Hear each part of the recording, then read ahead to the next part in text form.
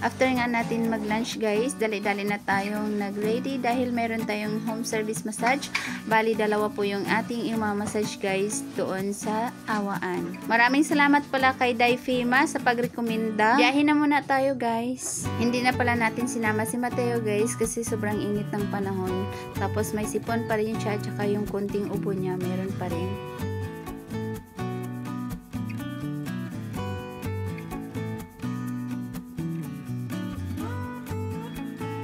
Nakarating na tayo guys at nagmassage agad tayo. Dahil tapos na tayo magmassage guys, dadaan muna tayo dito sa Heaven's Mana. Bibili muna tayo dito ng tinapay guys para meron tayong pang merienda.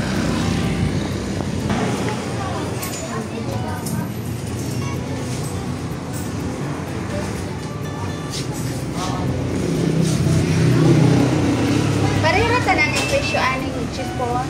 Chipon na.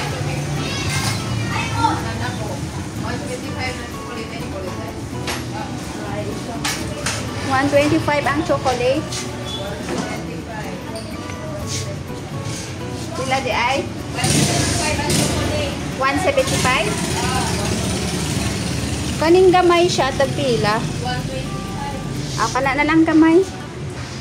Guys, ito na lang dituhin natin. Kaning ni karing light color karing di asa.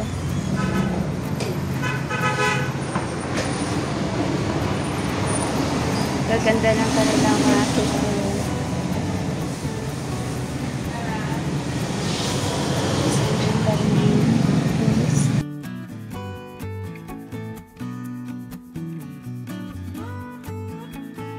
Nakarating na nga tayo sa bahay guys. Agad na nating hiniwa-hiwa. Nandito pala yung pinsan ko at saka yung apo niya. Kaya pala nandito si Manang guys kasi magpapamassage siya dahil hirap siyang tumayo dahil sa kanyang bewang na masakit sobra. Wala namang problema sa kanyang UTI. Yun lang ay marami talaga siyang baradong ugat guys sa kanyang bewang. Akala ng iba kapag sumasakit yung bewang, agad naman na nagka-UTI na o masakit na sa bato. Minsan din yung mga lamig natin, nakakasakit din tayo doon sa ating bewang dahil sa sobrang lamig. Kapag hindi yun na massage guys, na barado na yung ating mga ugat, yun ay nagkakasakit yung ating bewang. Ay hirap tayo umupo, tumayo, at saka yung pagtayo talaga kapag nakaupo tayo sa lampa. Ilan na po kasing na-massage ko guys na ganun yung nararamdaman nila, masakit yung kanilang bewang. Pero after po natin na-massage siya, okay na po sila. Busy sila guys, ng pinsan ko, naglilinis sila Mateo ng maliliit na mushroom. Galing po yan sa Mad Fresh. Ayan, susubukan natin mamayang kumain ito guys, yung kanilang ginagawa. Masarap daw yan. Masarap daw guys tong ganito na maliliit talaga siya. Dahil busy sila dito guys, dito naman si Dingilin siya naman naglinis ng binili natin na chicken. Bali 150 yung binili natin guys na buhay na chicken. At ito na rin guys yung ating niluto na mushroom na maliliit. And ang sarap pala talaga niya guys compare doon sa mga malalaki. Masarap siya kasi fresh na fresh talaga siya guys. Tapos ito na rin po yung ating halang-halang na chicken.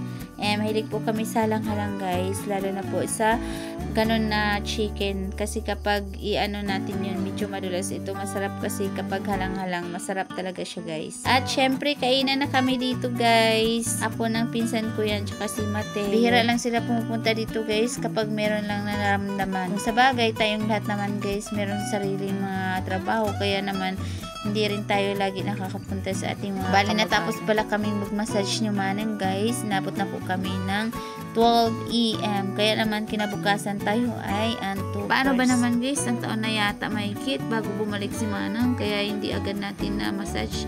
Kaya sobra talagang daming lamig yung kanyang likod. Ganyan kasi ang tao guys. Habang kaya pa sa katawan, sige okay pa. Kapag hindi na kaya, ayun, tsaka na lang magpapamassage. Kaya sobrang sobra na talaga yung sakit ng kanyang likod, biwang, binti. Tapos kapag nahaplos daw niya o nasagi daw niya yung katawan niya, naku, sobrang sakit daw. Ganun nakatindi yung kanyang lamig ng katawan guys. Kaya naman kinabukasan si Manang guys, sobrang sakit daw ng kanyang katawan. Pamaol nangyari sa kanya kasi nabigla yung kanyang katawan. First time niya kasing ma-massage ulit. Kaya masakit talaga sa first time guys. Ang trabaho niya kasi guys, nangunguha ng mga buhangin sa tubig, kaya gano'n na lang kasakit yung kanyang kalikuran at saka binti, biwang at saka lahat na. Dahil isa lang yung ating client kahapon guys, kumita lang po tayo ng 450. Bali binigyan po tayo ng 450 para po doon sa ating panggasolina na rin yun guys, kasi awaan siya. Tapos bumili tayo ng isang chiffon cake, 120. Tapos bumili tayo ng isang chicken na buhay, 150. Bumili tayo ng napkin, bumili din tayo ng asukal. Meron akong natira guys, 100 pesos. Yan lang po yung kita natin, pero at least kahit papano meron tayong pambili para sa ating mga pangailangan. Kaya malaking tulong rin yun guys, kahit isa lang yung ating client, pero yun lang po talaga yung kita natin. Yung 100 guys, i-ano ko yun, yung ilalagay ko yun sa ano, kasi nag-iipon din ako kapag meron akong massage, naglalagay ako ng kapag nakapag-massage ako, 100 yung nilalagay ko sa ano, para pang ano ba tawag nito, pang maintenance sa motor, tapos pang gasolina, para kapag meron tayong problema, at least kahit papano meron tayong mapagkunan. Yan lamang po muna ang ating vlog for today guys. Thank you for watching. Bye!